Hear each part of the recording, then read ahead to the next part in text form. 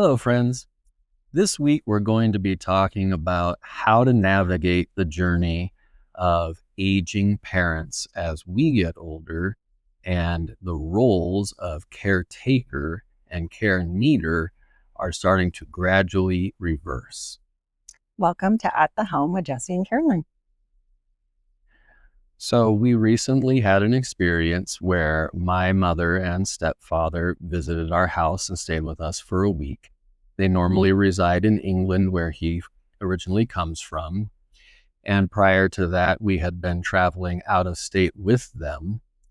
And as we were having a nice visit, we had started to notice a little bit of frustration bubbling up.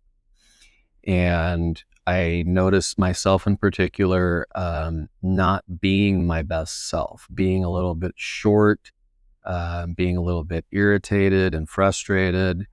And I had to stop and take stock and kind of deal with that and check in with myself and say, what part is feeling this and what's going on right now?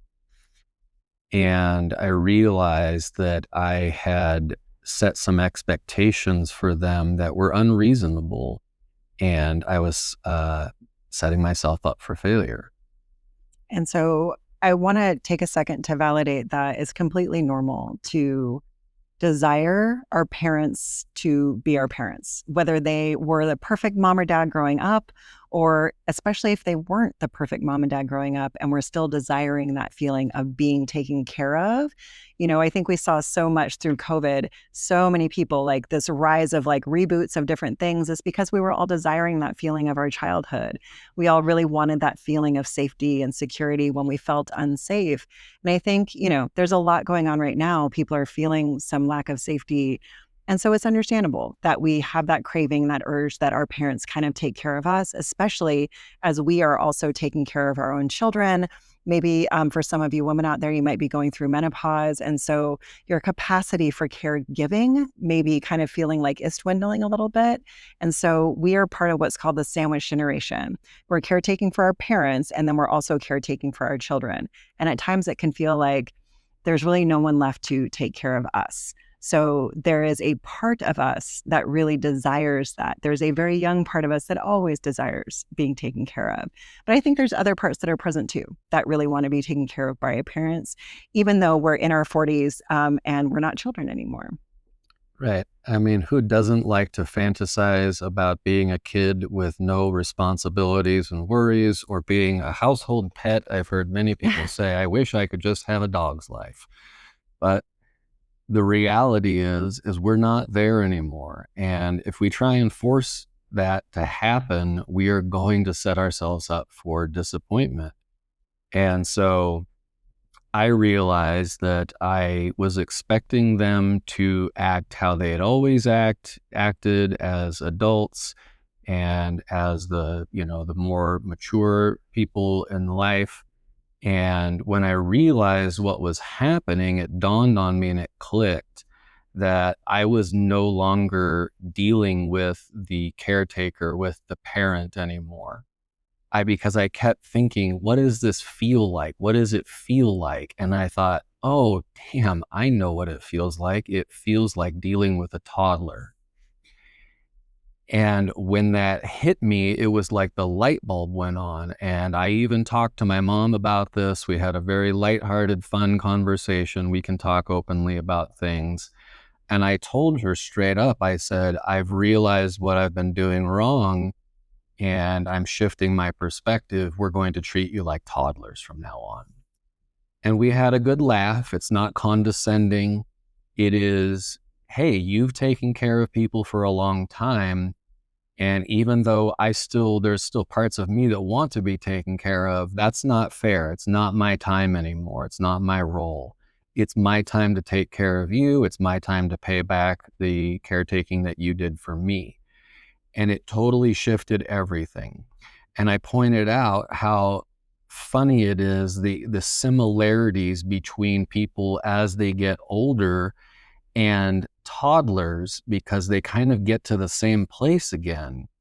I said, you guys have specific times that you won't wake up before, and bedtimes, times of day that you have to eat, The diet restrictions are very specific. One of you won't eat rice or pasta. And my mother, I gave her a brand of pickles that was slightly different than the one that she really likes. And then she ate it, acted like I poisoned her like a toddler would. And when we started really catering to that and getting curious about what their needs were and what their wants were while they were staying with us. And we kind of were trying to plan a lot of things. And when we checked in with them more, it was more like, we don't really desire, you don't need to do those things for us. We're tired. We want to relax. We want to be comfortable. And so then we started really checking in with the schedule. We would agree on times of doing things. We would prep them for the day ahead of time. Oh, you're tired? Okay, let's take a break. And Martin can watch his English football, and then he's happy for a couple hours. And he'd give him a sippy cup with, not apple juice, but and they're happy.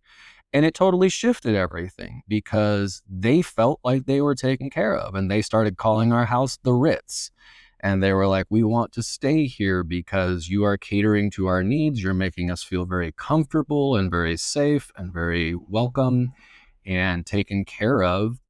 And that's what we want, but they've earned that at this point. And so then we became happy to do that and less frustrated wanting them to be what we expected them to be. And so I want to kind of call out that some of you may be feeling frustrated, even with this concept of having our parents come and stay with us and the idea that we have to then cater to them. Number one, this is kind of a values-driven conversation. When people come and visit us at our house, we really do. We consider ourselves the Ritz. Like we ask people what they want to have in the refrigerator. We ask people what they want to do. We want this stay for them to be like a vacation. And so our relationships, especially with our parents, can be complicated. And so for many of you listening to this, the idea of having a parent come and stay with you and then really catering to their needs may feel a little frustrating because maybe you feel like your needs aren't being catered to, or maybe you feel like your needs weren't taken care of as a kid. One of the things that I'll ask people a lot in the therapy work that I do is I'll ask them what their parent's first name is. And they'll tell me, Susan. So your mom's name is Susan. Susan is just a lady, right? She's just a lady who happened to have a child at a certain point in her life and took on the mantle of mom. And so just because Susan became mom doesn't mean that she's perfect at it, doesn't mean that she has all the capacity to meet the needs that you had, and doesn't mean that she suddenly will get that capacity in her 70s or 80s. And so recognizing that our parents' brains, literally, as we start to age, our brains become more rigid, less malleable, less easy to adapt, is doing that to try to protect us. Our bodies also become more rigid, less malleable. And so our brains are trying to slow us down, to keep us safe, to kind of pull us back. And that was our job. When we used to live in a tribe-based society, we weren't going to go out hunting when we were in our 70s. But now, we're still expected to be, for men, masculine men in our 70s. And my dad talks about this sometimes, that it's challenging to go from the care provider and, the masculine figure in the household to someone who needs my hand as he's walking. So that change is difficult for both us as children and also for them as parents. And our relationships with our parents can be really complicated. But the question that I ask everybody is, what's the intention? What's the goal? Our goal was to have a nice visit with our family, who we don't get to see that often because they're primarily in England. And so we catered to their needs and had a great time. We're not going to cross our own boundaries. We're not going to disregard our own needs. We still go to bed at like 8 when we have visitors because we like to take some time to ourselves. So it's important to still hold your own boundaries and focus on your own needs, while also making sure that we're just having a good visit together because our time is limited. And I think it's a really good point to focus on the empathy, as we get older, we're experiencing more limitations and they're frustrating.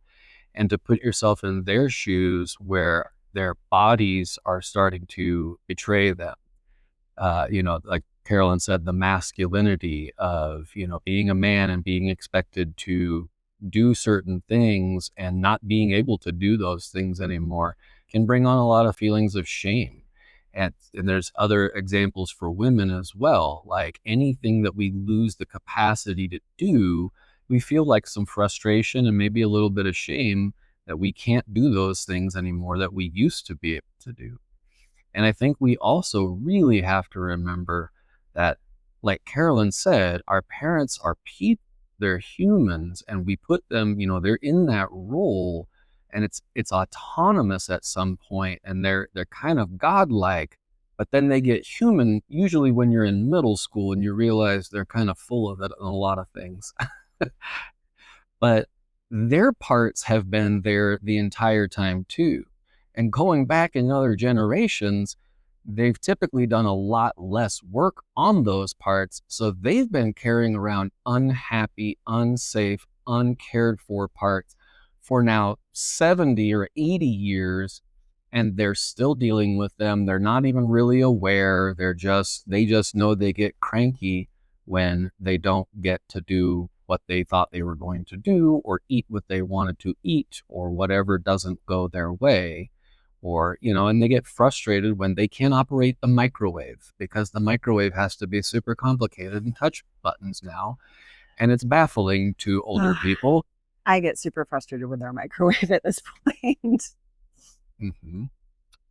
Karelin has some very strong older lady parts. She's actually more ready. Into it. She's ready to check out and says, "No, please, you figured it out now. I would like you to take care of me. I don't remember how to operate the dishwasher or the I know how to operate the dishwasher. Our microwave. We got a new microwave. In the foot. We got a new microwave, and it's challenging. So remembering and having that empathy for our parents, just like we hope that our kids will have for us, right? Like, I think it's been really interesting for me, especially as a step parent. So I came into my kids' lives when they were teenagers, and I was in my 30s at the time. And all of the things that I've gotten to realize as a parent and what it is like to be a parent, I always just saw my parents as mom and dad. And I didn't really have, I don't think, the empathy for what they were dealing with, what they had to sacrifice in order to meet my needs, what they lacked in meeting my needs, that they were likely dealing with their own holes in their own raising. And so again, I know it's very complicated. I'm not asking you to disregard your own boundaries or needs, but thinking about how we make these relationships with our parents as best as they can be at this time, and how we have empathy, not only for them, but also for ourselves as we are caregiving for our children, our pets, and our parents, as well as maybe many other people in our lives. And so I think there's a couple of things that we talked about today that I just want to go back through and really recap. One is expectations are premeditated disappointment. So if you are not communicating your expectations for this visit or this trip with your parent, and then you're getting really disappointed, but you had those expectations in your head, I hate to tell you, but that's on you. So if I expect that Jesse comes home every day with flowers and he never comes home with flowers and he gets in trouble every single day, but I've never told him I'd like you to come home with flowers. And I literally just had a session today with a client who said, well, but I really want him to figure it out. And I get it. I really want him to figure it out too. But the truth of the matter is we can't set ourselves up for failure. So if there's certain things that you expect out of a visit with your parents, or if there's certain things that you need, let them know. And be willing to be flexible. So they may show up for a visit. Maybe they've been traveling, they're tired. Think about what you would do if a toddler showed up to your house, just flying here on a plane, right? How are you? How are you doing? What's your energy level? Like, what do we need to do with you? You would be much more compassionate and kind. And I truly do think that seeing them in that light, again, we're not trying to be condescending, but seeing them in that light as people who deserve care, who need care from us, really did change kind of that level of frustration of like expecting them to move as quickly as we might in our normal day-to-day lives. And it's a loving care. Like, that's the perspective that we have, is like, they are like little kid-like, but those little kids are the ones that we want to take care of. I told them literally, we are treating this like our grandchildren are visiting. Mm-hmm. We treated it literally like training to be ready for grandchildren. As Karelin, came into being a parent late in life, she doesn't have experience with that. And so I said, this is exactly what it's going to be like. And if you learn it now, things are going to be so much easier when the real ones get here. And so, for those of you guys who are dealing with caring for a parent on a day to day basis, again, I'm not asking you to disregard your own boundaries, but maybe being very direct with those could be helpful. So, talking about expectations, when we wake up on the weekend, if I have specific things in my mind that I want to get done on a day, I'll let Jessie know. This is what I'm expecting out of today. Does that line up with what works for you? And even for me, as someone who is neurodivergent, having a timeline can be really helpful. So knowing that we're going to go run this errand at a certain time is really helpful in my mind. Otherwise, I'm going to feel anxious about it all day. When are we going? When are we going? And so instead, we just kind of create that timeline. And so same thing goes with our parents. If your parents expect you to be part of their day-to-day care, maybe you guys need to sit down or talk on a Sunday and look at the week ahead together. You can resist this. You can decide that you don't want to have to participate in this or don't want to take a part of it.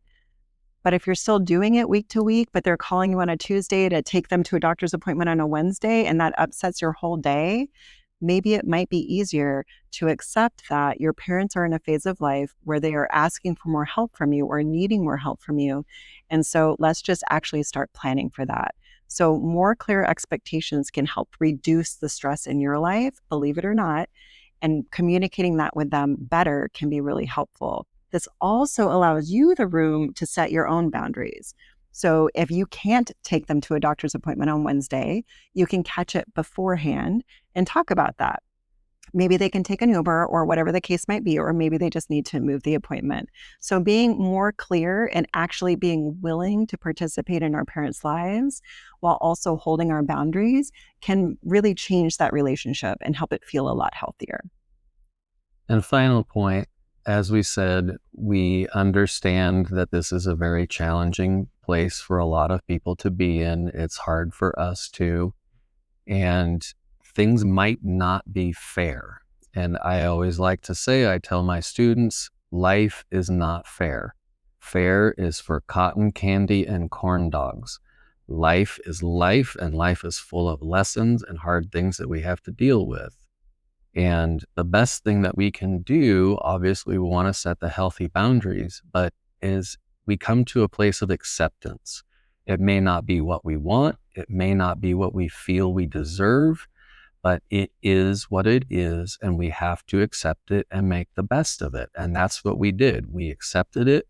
We changed our perspectives. We started coming at it from a positive perspective, and it changed everything in our experience. Because that process of radical acceptance allows us then to make choices of control from there. So if we don't accept what is and we're trying to control at that point, then we're running into all kinds of problems. But if I accept that life isn't fair, if I accept that maybe my parent needs more help than I hoped that they would, now I'm accepting that. We're accepting that we're dealing with, grandchildren running around the house. And then we get to make choices from there, choices that are based in reality and choices that are actually going to pan out. And we're not going to just keep running into roadblock after roadblock. So in the Navy, we say fair winds and following seas, but that is the easiest time to captain the ship. So no matter what the weather is, we hope that you approach life with curiosity, self-compassion, and a steady hand at the helm. Take care.